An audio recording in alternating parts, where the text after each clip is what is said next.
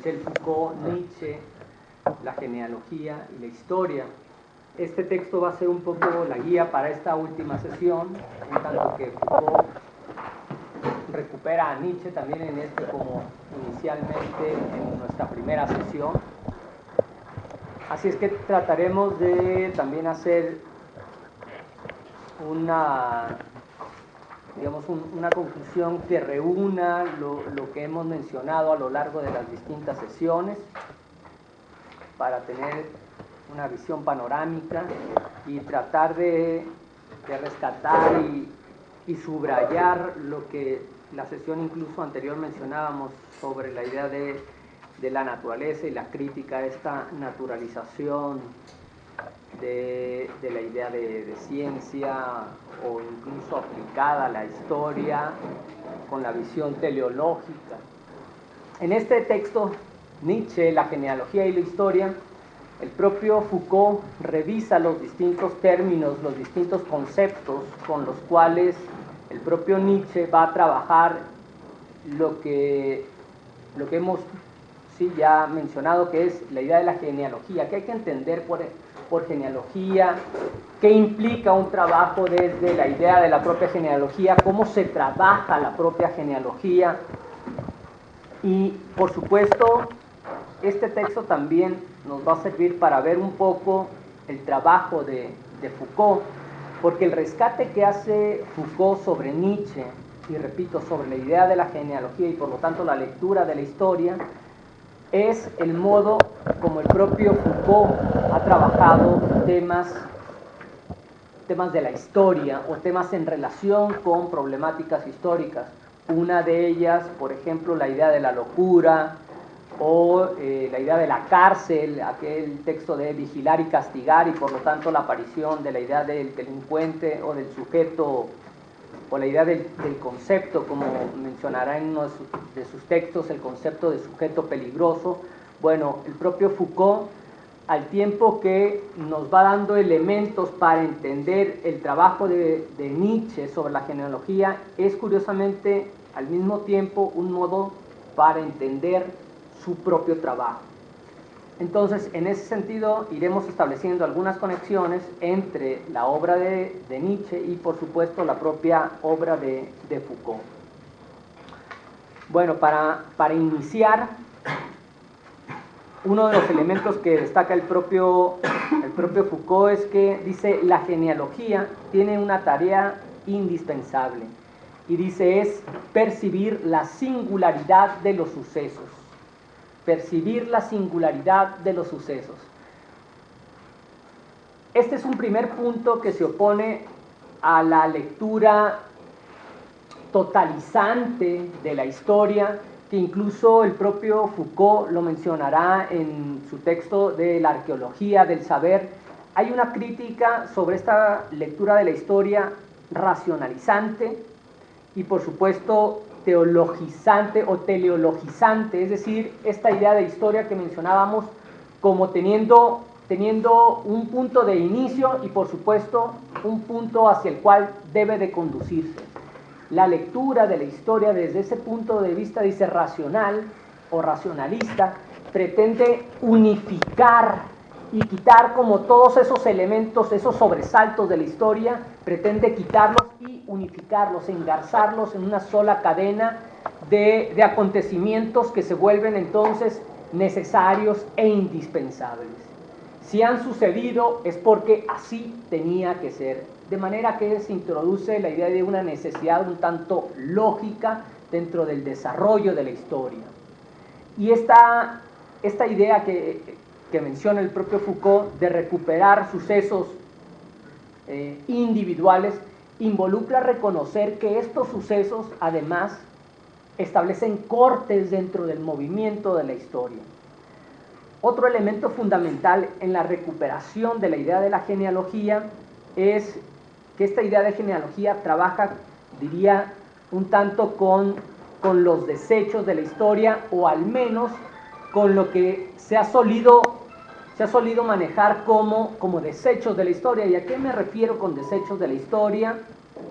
Y ahí lo vinculo con Foucault, la idea de la locura, la idea del delincuente o la aparición de la cárcel, la idea del psiquiátrico, en lugar de hacer una historia que nos presenta la aparición de la cárcel por una idea de una sociedad que necesita establecer, digamos, formas de gobierno jurídicas, racionales o positivistas, lo que nos permite ver esta idea de la genealogía, tanto en Nietzsche como en Foucault, es que en realidad, en el fondo, lo que tenemos son tensiones. Lo que tenemos en el fondo son luchas. Lo que tenemos en el fondo son confrontaciones de poder. Confrontaciones que se traducen en la generación de nuevos códigos o nuevas leyes, una constitución, una forma de caracterizar sujetos y por lo tanto de caracterizar comportamientos y por lo tanto una forma de generar, digamos, nuevas formas de control, de disciplinamiento o de conductas. Entonces, la historia desde esta idea de Nietzsche, de la genealogía, es presentar estos elementos que, repito, suelen ser puestos de lado, confrontaciones, luchas y, por supuesto, una historia que en el fondo no nos presenta un origen, digamos, de oropel, no nos presenta un origen, digamos, con un comienzo, si recuerdan un poco, por ejemplo, la historia con Hesiodo, hubo un momento de oro, esa historia de los personajes o míticos, digamos, de la época de oro, de la época gloriosa. Lo que la genealogía recupera es que no hay un punto original glorioso, sino que, repito, tenemos confrontaciones, actos de venganza, actos de violencia, y que estos momentos de tensión con el tiempo pasan a ser, digamos, un poco como reformulados, reorganizados para presentarlos como esos orígenes de gloria. Sin embargo, repito, la propia genealogía involucra dudar sobre todos estos elementos de una historia ordenada, una historia racional, una historia que presenta una finalidad de avance progresista o progresivo. Esta idea de ruptura lo que involucra son modificaciones en las formas de caracterizar, caracterizar y de organizar una sociedad, nuevas formas de establecer relaciones entre conceptos y objetos, nuevas formas de establecer relaciones entre causas y efectos, nuevas formas de categorización y por lo tanto de problematización. En ese sentido, digamos, no se pretende hacer una lectura ni siquiera de carácter antropológico, y con esto me refiero a pretender señalar como una historia en donde la humanidad del día de mañana va a estar, digamos, como encumbrada o va a llegar a ese punto, digamos, de desarrollo donde todos los conflictos serán resueltos. No hay ese tipo de lectura, sino que por el contrario, una lectura de la historia que pretende señalar estos elementos de tensión, estos elementos de conflicto, curiosamente hacen de la propia genealogía una historia o una lectura de la historia crítica, porque entonces contraviene esa historia de los héroes o esa historia del origen un tanto paradisiaco, de los buenos, de aquel pasado, digamos, al que gustaría regresar, de aquel pasado de gloria. Y contra esa lectura de la historia es a la que se opone el desarrollo de la genealogía. Ahora, por eso el propio Nietzsche, mencionábamos en clases anteriores, incluso ya desde el propio prólogo, dice: trabajo con materiales, y aunque utiliza el término positivista, aquí por positivismo se refiere a acudir a los textos, hacer una lectura estrictamente, digamos, a partir incluso de este mismo trabajo filológico, utilizar este material, repito, documental, que incluso será el trabajo del propio Foucault, la idea de archivo, trabajar con la idea de archivo, dice, los propios textos son digamos, la base material del estudio de la propia genealogía. No es una historia, digamos, que se genera como mero acto imaginativo, como mero acto de soltar la imaginación por sí sola, sino que tiene elementos materiales de trabajo. Sin embargo, es una lectura, sin lugar a dudas, muy peculiar. Y por peculiar me refiero a tratar de encontrar en esos textos esos elementos que señalan tensión, esos elementos que funcionan como máscaras para encubrir, digamos, un suceso, encubrirlo y presentarlo como suceso glorioso. Traigo aquí a colación el ejemplo que Foucault nos presenta con Pinel, cuando se supone, se le atribuye a Pinel, el rompimiento de las cadenas, dice, de la propia locura, porque libera a los locos. Y Foucault dirá, en realidad no hay liberación de los locos. Lo que está haciendo Pinel es que antes del 19, en estos mismos lugares se encerraban desde ese supuesto, digamos, enfermo y loco, así como también al delincuente de la época, al pordiosero de la época, al niño abandonado, todos terminaban en un mismo lugar. ¿Y qué es lo que hace Pinel? Pinel lo que hace es expulsar, dirá Foucault, a todo aquel sujeto que en realidad puede ser incorporado a la sociedad, pero incorporado al trabajo.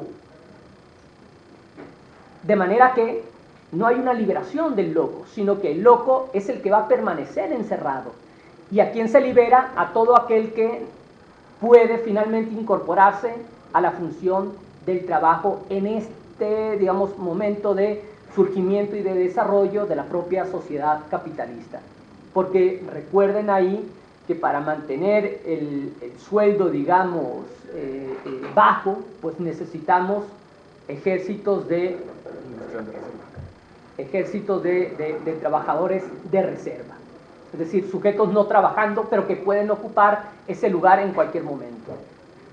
No te gusta el sueldo que te estoy dando, abandona el lugar. Hay un sinnúmero de sujetos que pueden ocuparlo. De manera que mantener encerrados a todos estos sujetos porque, digamos, viven pidiendo limosna o tienen alguna lesión física, pero que, digamos, pueden recuperarse y en ese sentido reintegrarse a la sociedad, bueno, a todos ellos hay que sacarlos. No pueden estar encerrados. De manera que esta liberación supuesta de Pinel de los locos y por lo tanto de la locura, dice Foucault, en el fondo no es tal. Y no obstante, es como se suele presentar a Pinel. Ahí ese trabajo de genealogista del propio Foucault, lo que hace es entonces ese momento, digamos, de encumbramiento de la labor de Pinel, vía la duda, vía el escepticismo, dice, bueno, revisémosla primero, vamos a ver qué tan glorioso es ese momento. Y en el análisis, en la crítica, en la lectura, pues encontramos otros elementos que obviamente son ocultados, digamos, se presentan con un rostro distinto, con un rostro más agradable, pero en el fondo son estos elementos, decíamos, de tensión o elementos de política y de política económica los que van funcionando para que esta idea de clínica y por lo tanto esta idea de lugar de encierro funcione de modo distinto. Ahí un poco decir que Foucault también se está viendo atravesado por Freud, como muy claramente en este sentido de la lectura sintomática que Lacan va a proponer. Decía sobre el positivismo de Michel Foucault. En este sentido, positivismo tendría que ver con visibilizar el conflicto, con positivizarlo, o sea, con develar lo que no estaba ahí dicho, dictado, tal. Entonces, en este sentido, Foucault se va a suscribir a la lectura sintomática que Lacan sugiere, es decir, leer los textos en un sentido sintomático. Más o menos sería como buscarle a los autores el lapsus cuando escriben, o esa contradicción. que justamente para develar esa parte oculta, diría Foucault, no hay que ir a la profundidad, está en la superficie del texto, ¿no? Entonces, justamente leerlos, pero desde la contradicción que están presentando los mismos teóricos, y no desde la congruencia o no desde el discurso que ya está como dicho. Entonces, en ese sentido, Foucault es positivista, pero ya no en el sentido positivista del siglo XIX de Comte y de toda esta, ¿no? El Círculo de Viena y toda esta corriente que nos hizo tanto daño, sino en el sentido de presentar en la superficie esas contradicciones, esos conflictos que la historia o los historiadores antes de Foucault o del mismo Nietzsche habían perdido, ¿no? Leo un par de líneas del texto de Foucault, Nietzsche, la genealogía y la historia. Dice: Nietzsche, genealogista, rechaza la búsqueda del origen, porque en primer lugar, la búsqueda del origen se esfuerza por recoger allí la esencia exacta de la cosa, su más pura posibilidad, su identidad cuidadosamente replegada sobre sí misma, su forma móvil y anterior a todo aquello que es externo, accidental y sucesivo. Entonces dice rechazo de la esencia exacta de la cosa. Ahora, aquí hay un elemento, digamos, que por supuesto caracteriza el propio trabajo de Nietzsche. Y uno de estos elementos es que no hay un lugar en el cual se pueda situar ese origen. Y eso implica al mismo tiempo que tampoco hay un lugar hacia el cual se tenga que conducir la propia historia. Y por historia, obviamente, digamos, el desarrollo de la propia sociedad. Para Nietzsche, aquí, el trabajo de la interpretación, y por supuesto también para Foucault, se vuelve fundamental. Dice, por un lado, los historiadores han tratado de hacer una supuesta lectura basada en la objetividad, la racionalidad y en el mantenerse como a la distancia, a la idea de la neutralidad, cuando se hace la historia de un determinado suceso, de un determinado pueblo, de un determinado sujeto, o se hace la historia de la ciencia. Y para Nietzsche y para Foucault, por el contrario, siempre hay una toma de postura. Y una postura, en este caso, con Foucault la tenemos, diría, bastante clara, en cuanto que Foucault recupera la historia del loco, del delincuente o de la delincuencia y de estos grupos o de estos sujetos marginados, abandonados.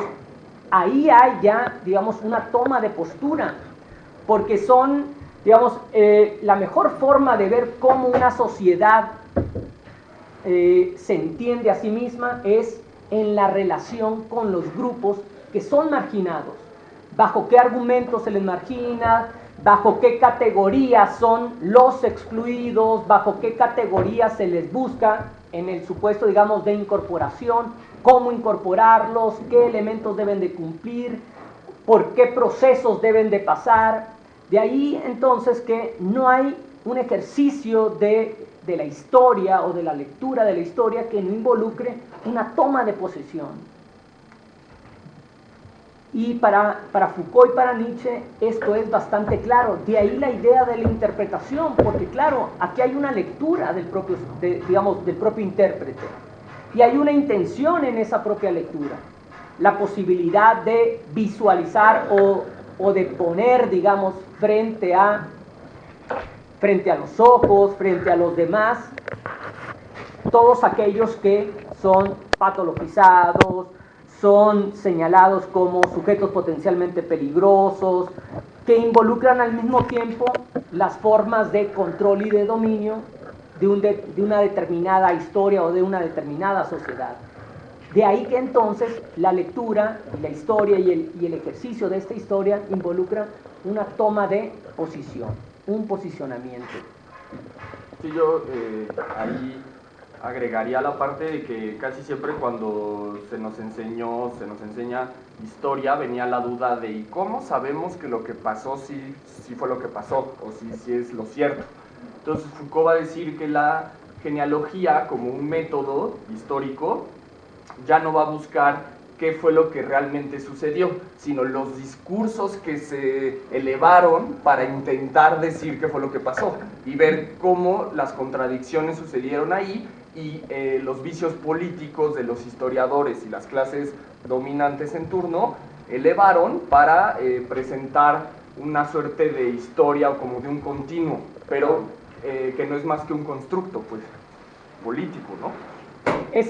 Tanto ese continuo como esta idea de objetividad, de verdad, lo que genera, dirá el propio Foucault, son formas de exclusión. No. Porque en tanto, digamos, esta idea de no manejas esa terminología, no manejas esta ideología, no manejas estos elementos, mantienen al sujeto entonces al margen. No manejas internet. No manejas internet, ¿no? O cualquiera de estos instrumentos, entonces estás necesitado de alguien que te lo interprete, te lo presente, te lo digiera y te lo dé, te lo ilustre, ¿no? Te ilustre en ese sentido, de manera que la creación, curiosamente, de la idea de método científico, al menos para el propio Foucault, involucrará formas de exclusión. Hay que evitar que todo mundo tenga acceso a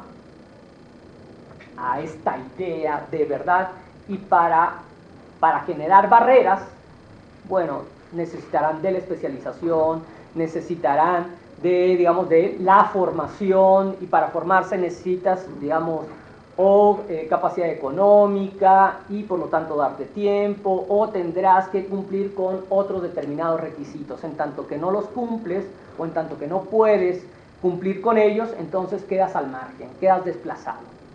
Y pensemos ahí que el materialismo de Marx, el psicoanálisis de Freud y la genealogía de Nietzsche apelarían a ser como una suerte de epísteme que analiza el método científico. O sea, ya no se ponen como a la par, ¿no? Del método cualitativo, la genealogía, el psicoanálisis, no, sino que son como análisis del método científico, como una suerte de metamétodos, ¿no? Que están como por encima o más bien por debajo y que permiten ver las pretensiones de verdad o las pretensiones de control que se juegan cada que un científico o un político, pues lo mismo, quiere crear un método neutral, ¿no? Verdadero, comprobable, qué sé yo, ¿no? Sería lo que también suele llamarse como epistemología de segundo orden. Exacto. Y esta epistemología de segundo orden es el análisis de las reglas del funcionamiento de los distintos métodos.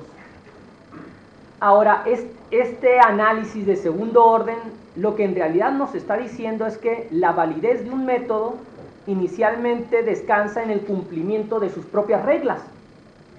Si quiero, hacer ciencia cuantitativa, bueno, pues debo de cuantificar, cumplir las reglas que, que el método cuantitativo me exige. Si quiero hacer, algún estudio utilizando el método cualitativo, bueno, para que tenga validez, mi trabajo debe de cumplir con las reglas del método cualitativo.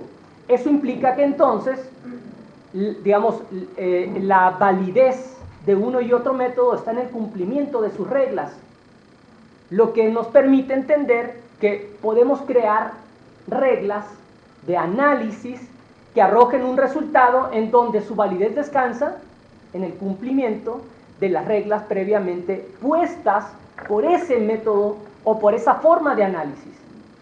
Eso implica que no hay un único método, o que mal hacemos al comprar la idea de hay un único método. O todavía más, o que hay un método. O que hay un método, claro, por supuesto. Lo que nos está presentando es que hay contradicción y conflicto, que nunca llegó a un acuerdo, nunca fue racional, nunca pasaron este tipo de cosas que el discurso vencedor planteó, pues, ¿no? O sea, finalmente, cuando uno cree que un científico hizo un método y lo siguió, o sea, está plagado de improvisaciones, espontaneidades y cosas que el científico no tenía pensado, pero pues, obviamente no va a ir a su congreso en Acapulco, qué sé yo, a decirnos, ¿no? Que su método pues, le metió un montón de cosas y hizo como que alzó un tapete y barrió ahí para que no se notara, y entonces su método está bien hecho y es neutral o objetivo.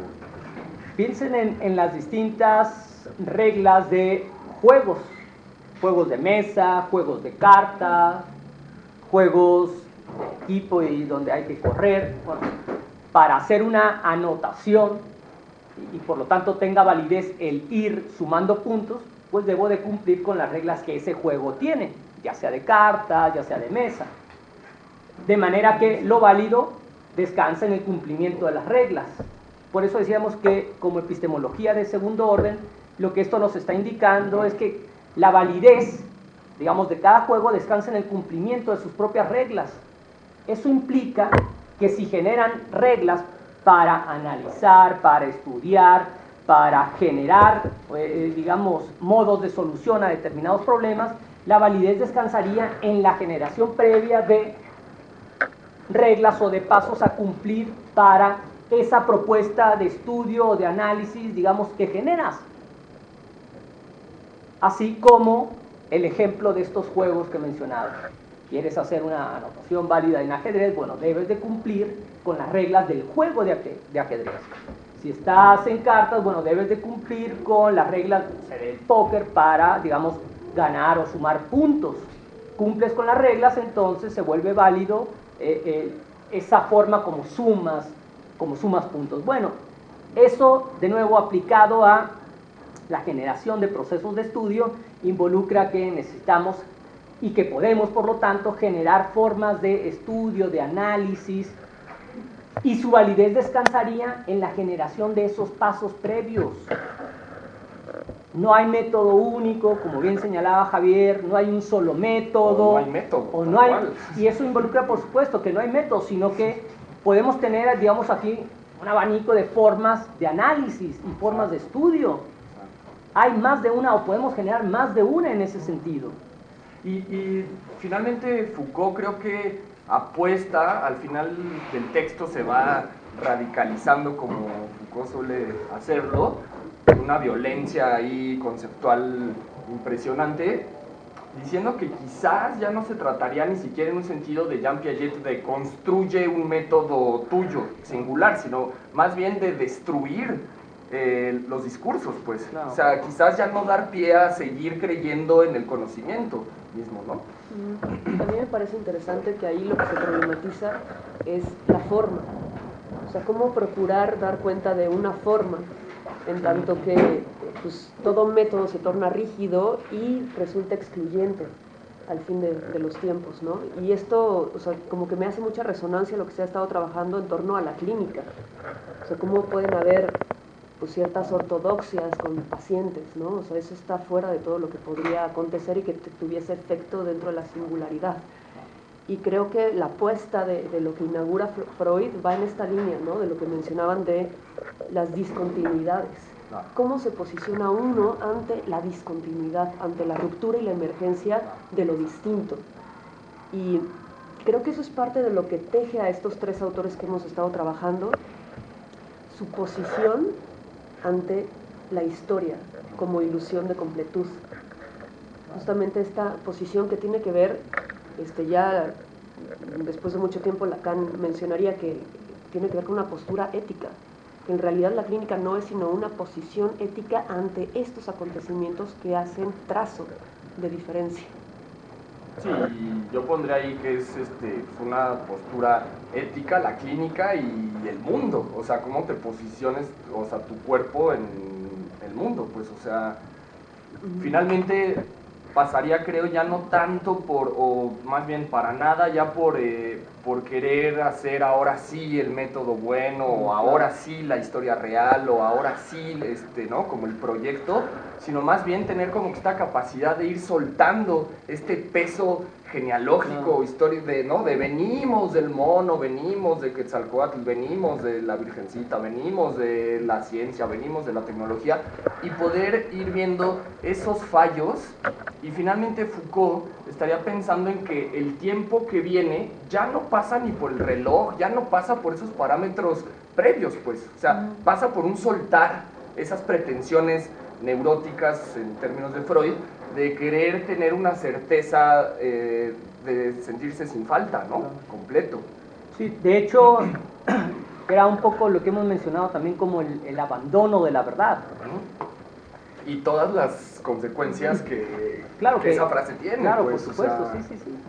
Sí, tanto en esa, digamos, lectura de carácter religiosa como científica. Por eso la semana pasada mencionábamos que digamos, quien va a recuperar esa aparente verdad de la ascesis, decíamos, era la ciencia, bajo la idea de que todavía hay una verdad y que obviamente la vía de acceso, el único camino, era esa ciencia y predominantemente la ciencia experimental. Entonces, sigue habiendo, por supuesto, hay una verdad, la naturaleza tiene leyes que son inmodificables y tenemos que acceder a ellas. Entonces, si accedemos a ellas, hemos accedido a la verdad. Y lo que estamos viendo, con lo que hemos mencionado, y repito y reitero, con la idea también de la epistemología de segundo orden, que no hay acceso a esa verdad, sino que se han generado a lo largo del tiempo y en la actualidad distintos modos de. Y es un poco, por supuesto, rehuir a ese gran temor, a esa gran angustia, a esa angustia existencial del origen. Entonces no hay origen, al menos en ese sentido yoico, ¿no? o religioso, yoico. Y por lo tanto la idea, de nuevo, construcción un poco finalmente del sentido de la vida, que es lo que queda en manos del propio sujeto. O sea, finalmente pienso, si decimos dejemos o soltemos la verdad, ¿no? O sea, esa frase es, digamos, aplastante, pues, o sea, eso desmorona o termina de tirar como lo que queda de modernidad, pero en este sentido es, si bien los epistemólogos, no han parado de decir desde, qué sé yo, por poner Popper, ¿no? Popper dice, toda teoría es falseable, y entonces de lo que se trata ya no es de buscar la verdad de la teoría, sino su falseación, ¿no? Entonces, pero finalmente ahí Foucault diría, y Popper todavía no lo comprendemos o no asumimos lo que Popper está diciendo cuando pronuncia la falseación o cuando decimos que la verdad ya se terminó o que Dios está muerto, en el sentido de que ¿por qué los científicos o el mismo Popper diciendo, bueno, si no hay teoría cierta, si se trata de falsear, ¿por qué seguimos queriendo hacer una siguiente? Pues, o sea, finalmente con Foucault se podría seguir que si no hay una teoría completa y todas son falseables, entonces, ¿por qué no usamos el papel y las letras para hacer poesía, imaginación, risas, cuentos? Pues, o sea, ¿por qué seguimos con la idea de ahora sí vamos a hacer una teoría que sigue? Y ahora vamos, o sea, esta es falseable y la voy a falsear, y luego viene ya la mía más completa. O sea, ese es el gesto que Foucault está diciendo que todavía no se comprende, pues, creo, ¿no? Que involucra lo que va a llamar rupturas. Y las rupturas lo que implican dentro de la historia son nuevas formas de conceptualización. Lo que estamos teniendo en la historia, en ese movimiento, son rupturas, y con las rupturas nuevos estilos de razonamiento, nuevas formas de percepción, nuevas formas de categorización, nuevas formas de establecer, decía, digamos, relaciones entre causa-efectos, nuevos conceptos con los cuales se describen nuevos objetos. Es lo que tenemos, digamos, rupturas. No es un proceso siempre de mejoramiento. La ruptura entre un momento y otro son nuevas formas de percibir las cosas y nuevas formas de incluso de establecer una relación entre el sujeto y, en términos generales, la naturaleza. nuevas formas de, el abandono de la verdad involucra, en el mejor de los casos, generar formas de validación, que era lo que mencionaba con las reglas. Si la validez descansa en el cumplimiento de reglas, entonces llego a un resultado válido. Y no a la verdad, Sí, no a la verdad. Y justamente se trataría de ver la contradicción de las reglas, no de jugar las reglas para llegar a la verdad. Claro, sí. O sea, las reglas, el seguimiento de esas reglas, el seguimiento de esos pasos, la generación de esos pasos, no involucra acceso a la verdad, sino es, en el mejor de los casos, decía, bueno, generar formas con las cuales, digamos, validamos, pero nosotros validamos, que en su momento, bueno, pero, digamos, sí, formas de dominación, pero también formas distintas o alternas de moverse, en tanto que, digamos, ahí el propio sujeto arrastra la dificultad de, aún diría, de cómo enfrentar esa angustia que mencionaba, esa angustia existencial de la nada. Lo siniestro de Freud, que justamente ahí se toca con Freud, y Foucault tendría un gusto como pocos freudianos, como Wilhelm Reich, creo que y Foucault ahí son como muy cercanos, en el sentido de que gustan por lo siniestro, gustan por el sinsentido, gustan porque se caiga, o sea, todo, pues, o sea, ya no le dan tregua a la cultura, en el sentido de que lo siniestro de Freud tiene que ver con la génesis, con el origen de tu yo. Entonces, finalmente, nosotros tenemos esta certeza de que venimos de mis papás. Bueno, y eso te da un... O sea, eso Freud dice que es lo fundamental para que empieces a producir semiótica, para que empieces a darle sentido o coherencia a las cosas, pues, o sea, vengo de mis papás. Y Foucault pareciera que nos tiende el reto de decir, da sentido sin un sostén, digamos, de comienzo, de originario, pues. Claro, sí, entonces, finalmente, en Foucault ya hay una apuesta perversísima por lo siniestro, pues, ¿no? O sea, en el sentido perverso, en el sentido más epistémico de la palabra, no de SM4, pues, no, porque si no, entonces Foucault está loco. Y justo sí, o sea, justo la virtud que tendrá Foucault es que está loco, ¿no? Y como que puede con eso, pues, o sea, que no le causa como decir, no, es que, ¿no? Cómo la locura está mal y que no, o sea, justo se juega en este campo en donde, insisto, creo que solo se trataría de ver las contradicciones de las reglas y sus pretensiones de verdad y los ridículos que se ven, pues, o sea, pero ya no más caer como que en esta parte de, y ahora sí vamos a la verdad, ¿no? Entonces, finalmente ahí Freud se queda, lo ve, lo conceptualiza como pocos, lo siniestro, lo Heilig, ¿no? Que es el concepto, tendría que ver con esta referencia de dónde provengo, ¿no? En un sentido, humanidad es el mono, ¿no? Bueno, en la versión moderna de la dominación, o sea, porque tampoco podríamos ya seguir diciendo. Y finalmente Foucault diría, y es que ya no se trata de descubrir cuál es el verdadero origen de las cosas, sino más bien cancelar la pregunta por de dónde provienen las cosas, pues, ¿no? Que incluso ahí el propio Foucault, en una de las entrevistas que le hacen, era una pregunta recurrente: ¿quién eres? ¿Dónde ubicarte? En tanto que su trabajo parece que es de historia, parece que es de filosofía, parece que se mueve en distintos ámbitos. ¿Quién eres?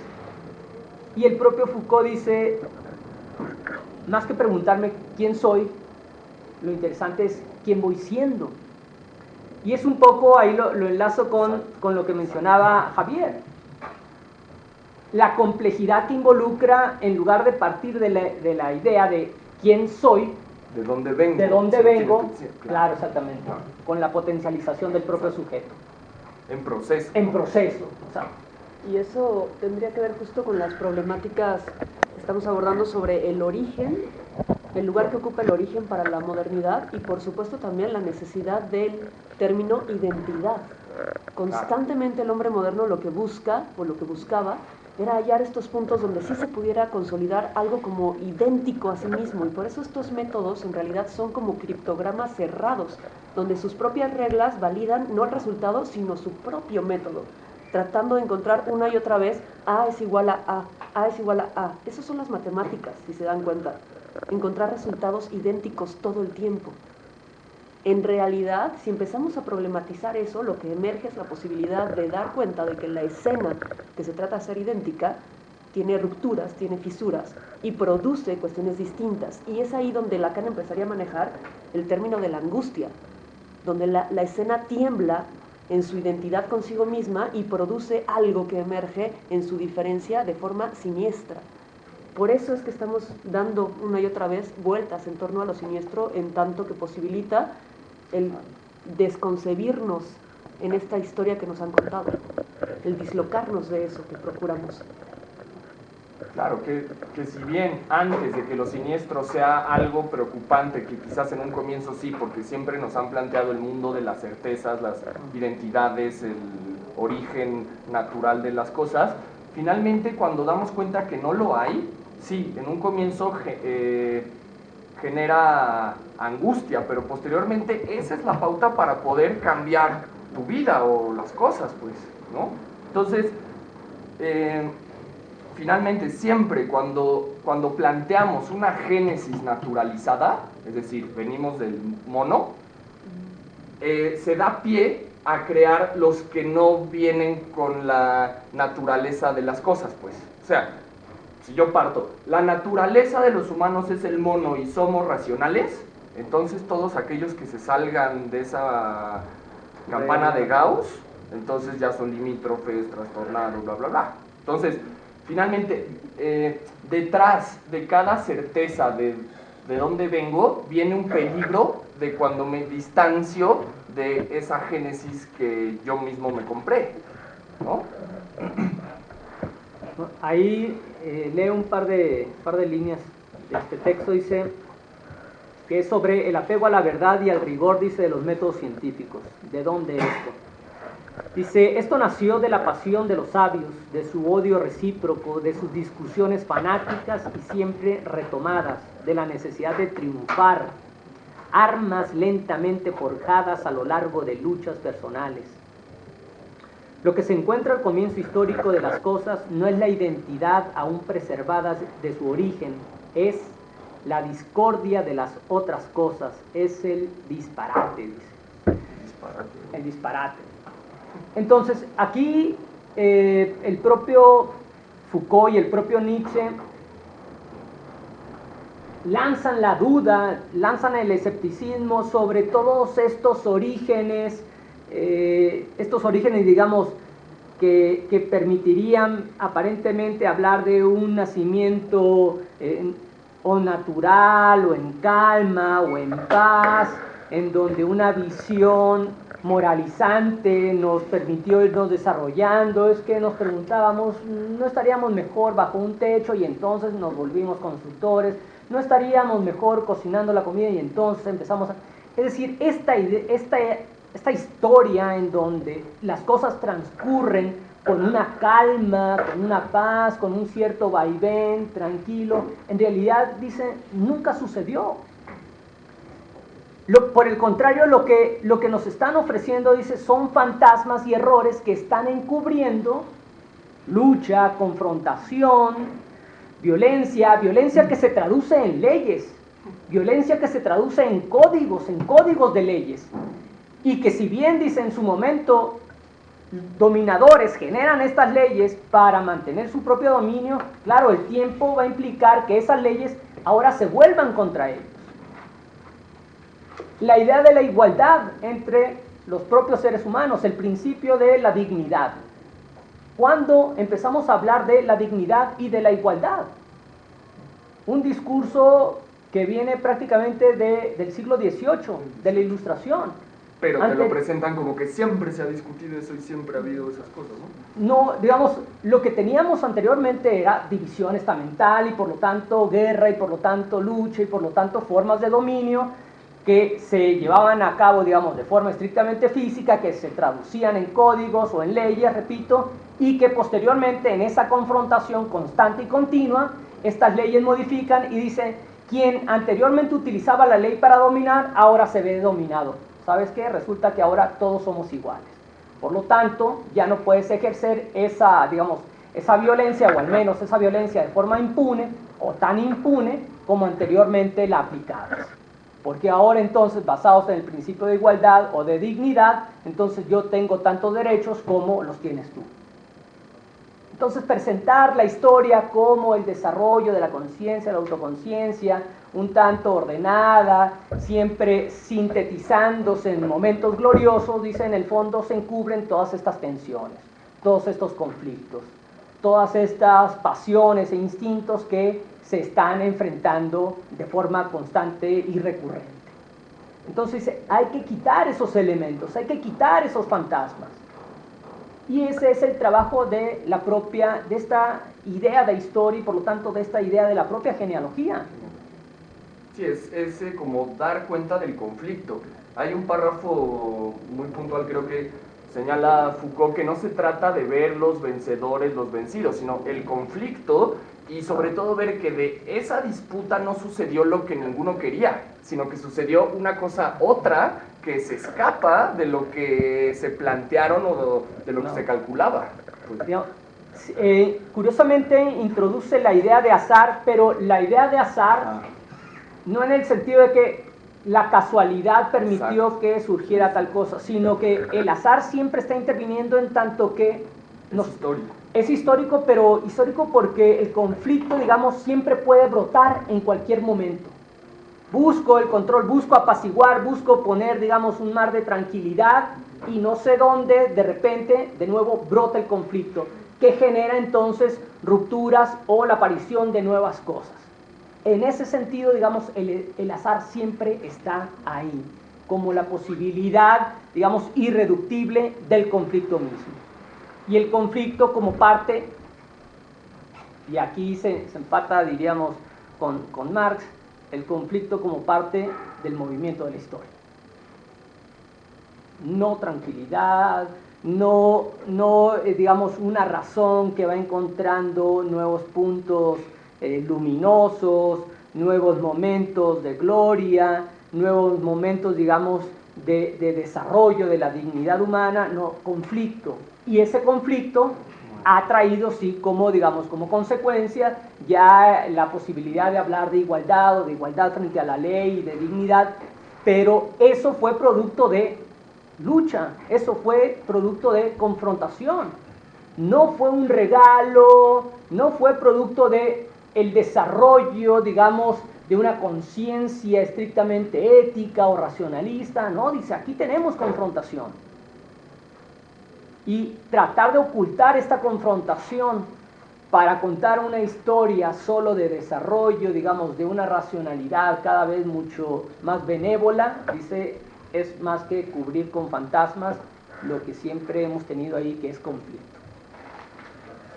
Y en ese sentido el propio conflicto forma parte de la posibilidad de las rupturas que mencionábamos dentro de la historia. La pretensión entonces de la eliminación del conflicto no es más que una forma de control y de dominio, porque el conflicto es lo que permite expresar la diferencia. Cuando esa diferencia pretende eliminarse, entonces, diríamos, es porque ha aumentado las formas de control, es porque ha aumentado las formas de acallar lo distinto, es porque ha aumentado las formas de ejercer controles sobre estos otros grupos que, por el contrario, necesitan manifestar la diferencia y necesitan modificar esas formas de dominio, de control, de explotación. De ahí que el conflicto entonces se vuelve indispensable dentro del propio movimiento. Ahora, otro de los elementos que aquí el propio Foucault recupera, enlazado con su propio trabajo, es la idea de en la arqueología del saber lo llamará como los a priori históricos o los elementos, digamos, que constituyen una forma de pensamiento en un momento, digamos, en un momento histórico. Y estos elementos lo que nos están indicando es que las formas de conceptualización, las formas de pensamiento, son estrictamente de carácter histórico.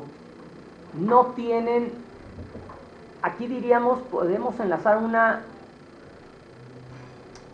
una crítica o al menos una confrontación con la lectura racionalista, tanto de la historia como de la ciencia.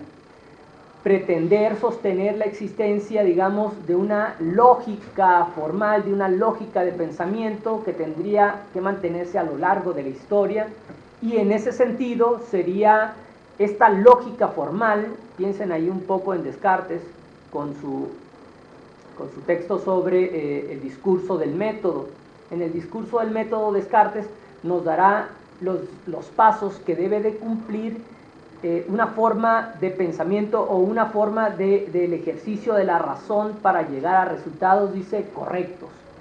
Y esta forma de pensamiento se puede mantener a lo largo de la historia. En ese sentido, desde el punto de vista racionalista, la historia no modifica las formas de percepción, de conceptualización ni de problematización. Si permanece a lo largo de la historia, quiere decir que, digamos, el propio contexto no tendría por qué afectar la forma correcta, la forma verdadera de pensar. Y lo que Foucault y Nietzsche nos están diciendo es que las formas de pensamiento son estrictamente de carácter histórico. Y en cuanto a histórico, responden por lo tanto a acontecimientos y a necesidades históricas también, a necesidades del propio momento, a problematizaciones del propio momento. No responden a problemas transhistóricos o ahistóricos. De ahí esta idea de abandono de la verdad, de abandono de un origen glorioso y la conducción hacia un fin igualmente glorioso. Eso implicaría, o podríamos hacer la pregunta sobre hasta dónde la ciencia y sus resultados o sus discursos de verdad no son más que formas de acallar esa angustia que mencionábamos, esa angustia existencial. Y ahí yo creo que se podría radicalizar muchísimo con las bases de la crítica que está haciendo Nietzsche, que lo lleva, sí, de la cuestión histórica, pero a la posibilidad de la memoria. En realidad él también lo que está haciendo una crítica es que todo recuerdo, todo ejercicio de memoria tiene ya un intento de elaboración secundaria de cubrir todo aquello que resulta una laguna o que sería producto del olvido. Y por eso Nietzsche hace una reivindicación del olvido mismo, porque es ahí donde la posibilidad de sentir de forma ahistórica le permite al sujeto dislocarse de la continuidad de su discurso y darse cuenta desde un lugar de diferencia de lo que lo habita. Y por eso es que vuelve a subrayar la importancia del olvido. Y esto problematiza todo Freud, porque finalmente ir a un diván implica recordar, ir a tus garantías, a tus certezas de quién eres. Sí, que es un poco en el mismo texto. Foucault dice que si vemos las contradicciones en este discurso histórico de las unidades, vemos que no estaba unido, pues, o sea, que estaba con lagunas y boquetes, y justamente cuando lo desestructuramos ya no podemos retenerlo como un concepto, entonces podemos olvidar ese periodo histórico que se nos presentaba como verdadero, eterno, pesadísimo, ¿no? De hecho, también ahí podríamos unirlo con, incluso digamos, tanto el papel de la memoria, pero la memoria también como una nueva forma de reconstrucción entonces del propio sujeto, porque, digamos, en ese acto de recordar qué es lo que recuerdo, si tenemos el problema de que este acto involucra siempre una nueva forma de construir, una forma que no rescata, digamos, estrictamente el evento como es. De manera que la reconstrucción involucra una forma nueva, o podría dar paso a una nueva forma de reconstrucción del propio sujeto. ¿Qué extraigo de la memoria? ¿O qué, digamos, qué extraigo en cuanto a aquello que duele, o qué extraigo como nueva posibilidad? Recuperar como posibilidad de lo nuevo, o como potencialización del propio sujeto. Sí, y yo lo pensaría, no sé de qué forma lo vean en el caso de la clínica del psicoanálisis. O sea, yo creo que el psicoanálisis ya no se trata de voy a reactualizar o voy a reconstruir el recuerdo de mi madre, de que era una tirana y ahora la reconstruyo como que era... No, sino más bien es olvidar eso, pues, o sea, poderlo superar, pues, o sea, ya no estar pensando ni en que era buena ni en que era mala, no, o sea, finalmente es una suerte como de reconstruir, pero en el sentido de ver las discontinuidades para poder soltarlo, pues. O sea, pasar a cosas distintas. Y finalmente creo que aquí Foucault, y es de sus puntos creo que más radicales, apelará a que si finalmente la genealogía logra desarrollarse, el tiempo mismo, o sea, que es el tiempo moderno, lineal, ¿no? El tiempo se puede desestructurar. Y esas cosas nos cuestan bastante, porque decimos, ¿cómo que el tiempo se puede? Sí, o sea, porque desde Marx estamos metidos en una naturaleza de las cosas, de que el tiempo siempre va a estar y siempre ha habido el reloj y siempre ha funcionado igual y ha medido el calendario los mismos y cosas así, ¿no? Que nos cuesta, ¿no? O sea, si nos cuesta creer que no vengo de mis padres, ahora imagínense, ¿no? Entonces, finalmente es un poco apelar, apostar por formas radicalmente nuevas de construirnos, o en un término más Foucaultiano, de destruir lo previo y gozar del tiempo, pues. Una cosa más así, y teníamos por allá creo que no. Y yo creo que retomando un poco la idea del humano, del ser humano, es también participar incluso de la reconstrucción de la historia a partir de lo que el ser humano es, ¿no? Con toda su carga emocional, sus sentimientos, sus sensaciones, y todo ese tipo de elementos que la historia disloca, o la historia de los poderosos, obviamente, que no considera muchas veces los hechos más inmediatos y más reducidos, si queremos decirlo, ¿no? Un asesinato. O sea, se reconstruye la historia, pero muchas veces de una manera muy sesgada y desde la visión incluso metodológica, científica, que evita que el ser humano sea comprendido desde su desde sus propios impulsos.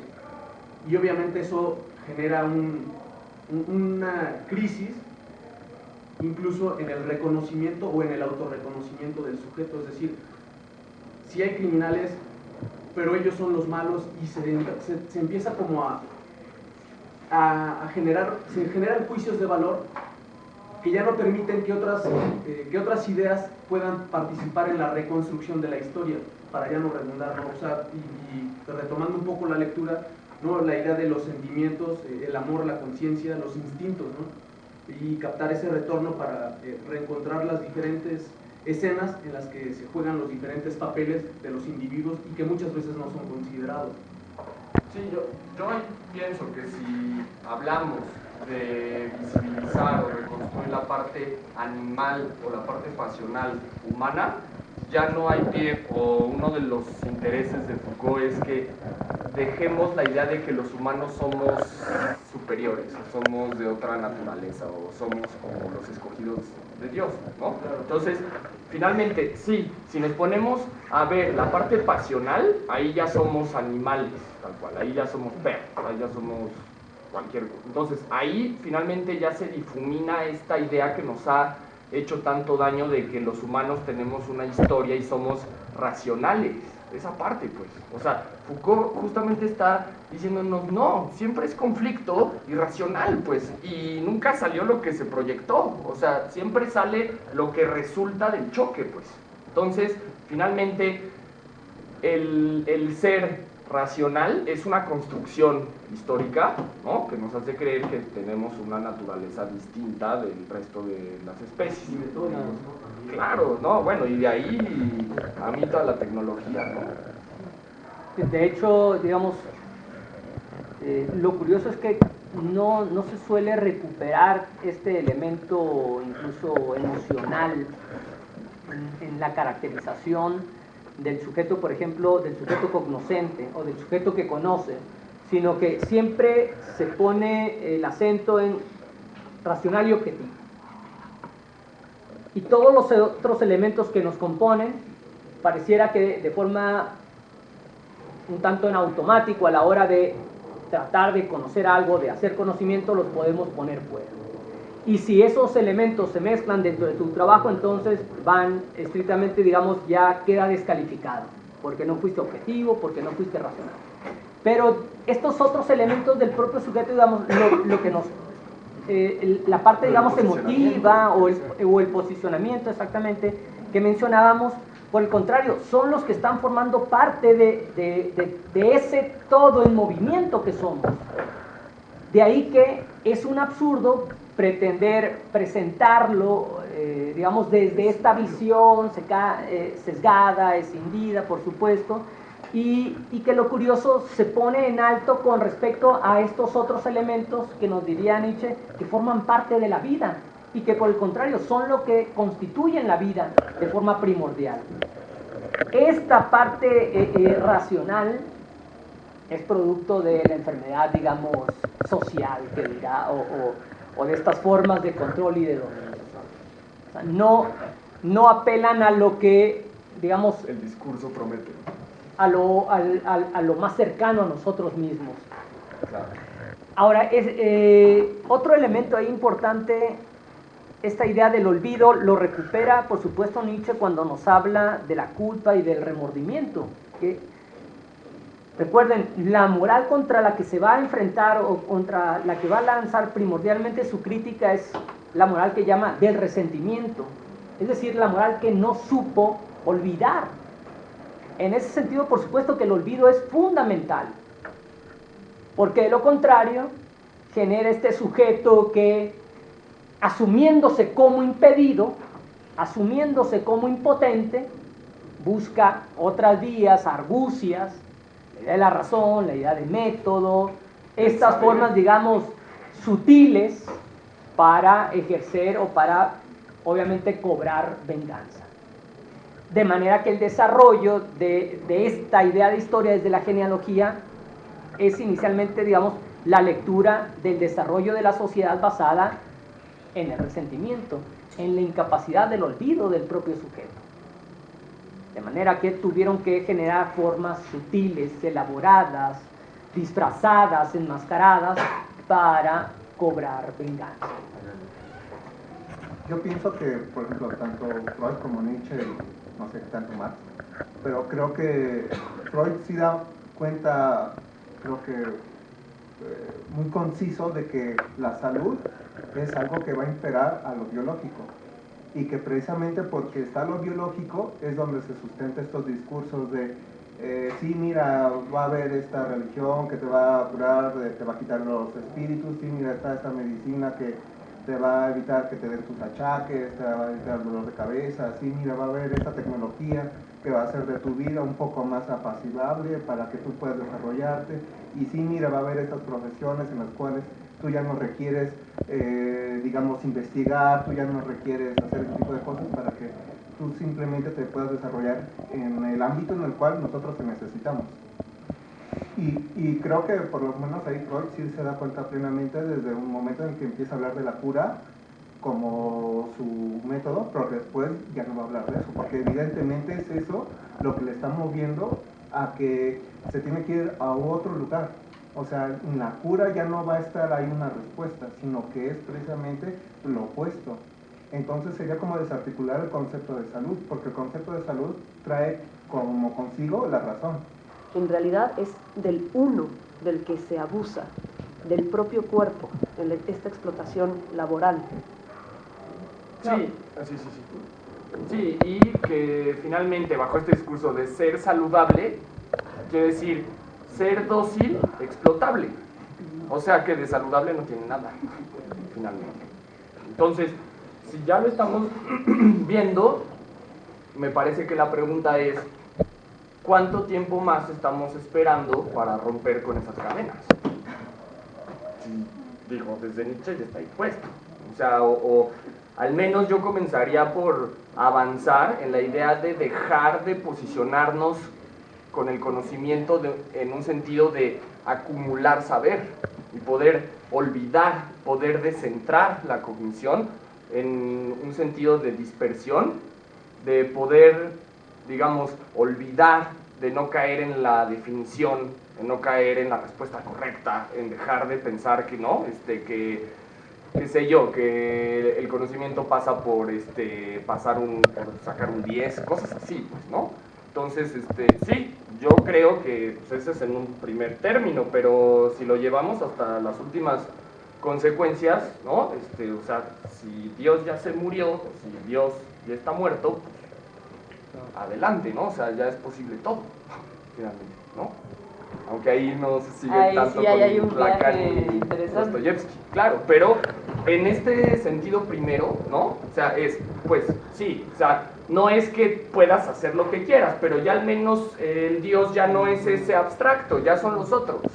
O sea, los otros ya participan de la regulación y es posible empezar a construir o a destruir, tal cual como lo planteamos la vez pasada, este mundo fantasmal moderno del desarrollo, del progreso, ¿no? Sí, ahí, digamos, una vez que se parte de esta idea de no hay un origen, de no hay una verdad, de no hay un principio, como señala Dani, digamos, no es que es una consecuencia sin lugar a dudas, o es una posibilidad, la idea del todo se vale, pero no es tampoco la consecuencia a la que, digamos, a la que Nietzsche estaría apostando, ni el propio Foucault inclusive, sino por el contrario, digamos, una vez que ese principio no está, entonces hay posibilidad de juego o de rejuego en la construcción o en la reconstrucción, y en ese sentido, digamos, una posibilidad siempre abierta de ser algo nuevo, de ser algo distinto, porque no tengo que conformarme a un principio o a una regla si esa no está, que es lo que el propio Nietzsche ha venido criticando en la genealogía de la moral. Una vez que se impone un principio de lo que debes de ser, entonces no te queda más que, pues obviamente, ser eso que el principio marca. De lo contrario, enfermo, desviado, asocial, etcétera, etcétera. Te quedará la posibilidad, en todo caso, de conversión. La idea de la perversión en la Edad Media era una perversión en tanto que alejamiento de la regla o del principio, digamos, de la moral religiosa. Entonces, perverso era el que se alejaba de esa regla, pero al final del día podía regresar, convertirse, la posibilidad de la conversión. Reinserción social, pues le llaman. Lo que llamaríamos, claro, hoy la reinserción social. La reinserción social. Pero si ese principio entonces no está, decíamos, lo que queda abierto es esta posibilidad de rejuego constante, la posibilidad de siempre estarnos moviendo en potencia, en siempre poder ser algo distinto, siempre ser algo nuevo. Y por supuesto, deshacernos de esa carga de lo que debía de llegar a ser. Tenía que ser aquel que me construyeron, o mi sociedad, o mis padres, o no sé quién más, pero no estoy siendo quien se supone debía ser. Sí, que no pasaría tanto, porque si no se puede caer, creo, sí te sigo, pero en la fórmula no, porque si planteamos más bien qué puedo llegar a ser, se queda ese espacio de que alguien más me siga diciendo qué puedo ser. Nietzscheano creo que sería más quién puedo dejar de ser, no tanto quién puedo llegar a ser, sino qué es lo que puedo dejar de ser de lo que me dijeron que era o que tenía que ser, pues. Digamos, una vez aceptada la premisa de no hay principio, entonces queda el sujeto en potencia. Claro, sí. Y bueno, No sé si eso sería una promesa otra vez, porque por ahí cabe la pregunta de en tanto que Dios ha muerto, ya nada está permitido, porque Él era el único que gozaba en toda su potencia de amo.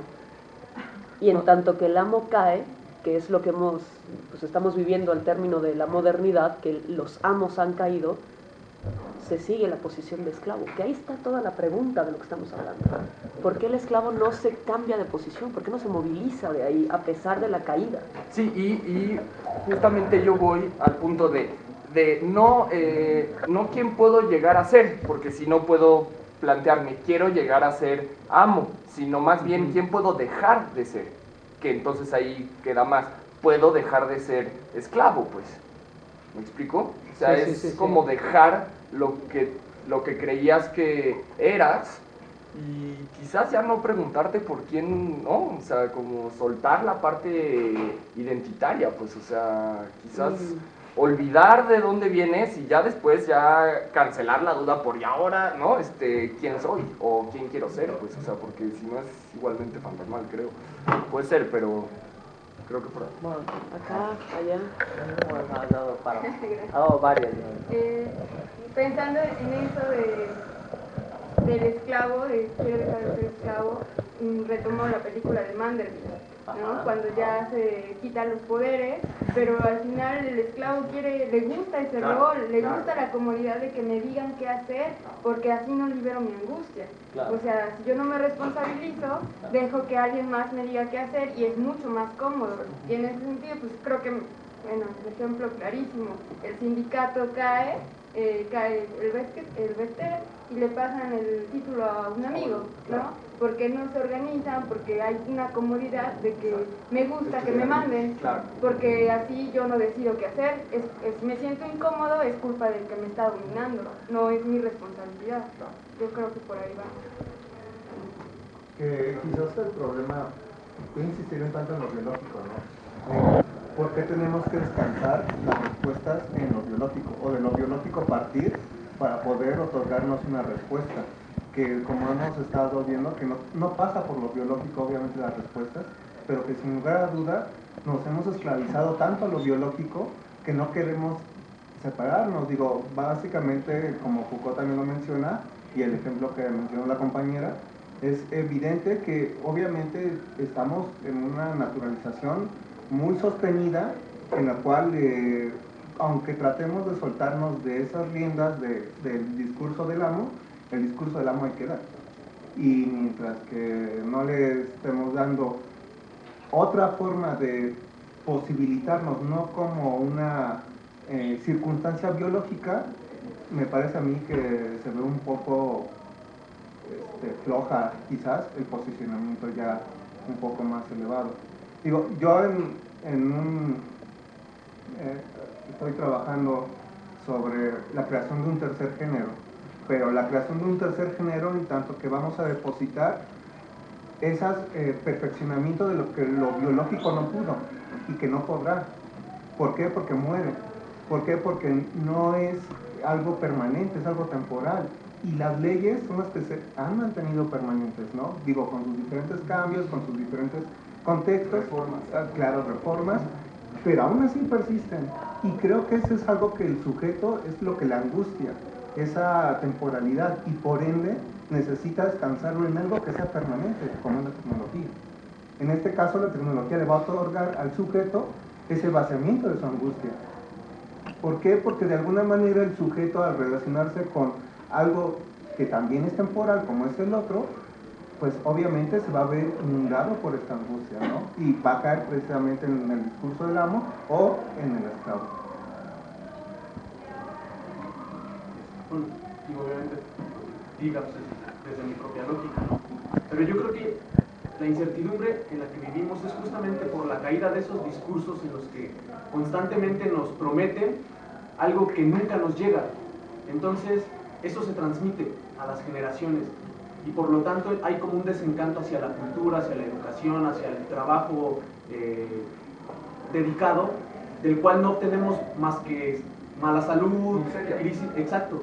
Y todo eso obviamente se va contagiando, se va generando como la comunicación desde nuestro propio semblante, incluso sin la necesidad de externarlo con las palabras o los códigos simbólicos que nos permiten identificar esos fenómenos, ¿no? O sea, es una lógica que nos va acompañando y que está generando, o sea, tenemos los problemas que Estados Unidos tiene sin tener los recursos económicos o los ingresos propios de la gente de la clase media, ¿no?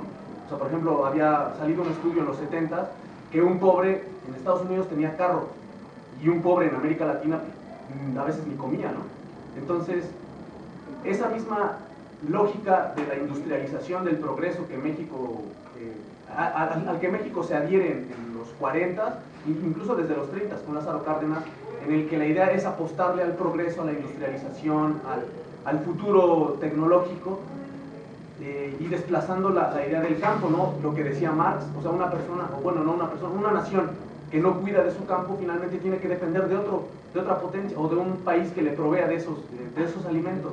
Entonces, yo creo que sí vamos como en esa lógica de incertidumbre que nos va asesinando mentalmente y que es como la depositaria de nuestra credibilidad o la credulidad en un ente que llegue y nos acompañe, nos libere, nos guíe, y pues obviamente son muchísimos poderes que están participando de esa misma lógica para que uno también no se libere como individuo, ¿no? y siga sometido a los designios de estructuras de discursos, ¿no? Que no alcanzamos como a desestructurar para poder atrevernos a ser nosotros y comentar lo que pensamos sin ser o sin estar pensando como en el juicio que evite que nos lastime, ¿no?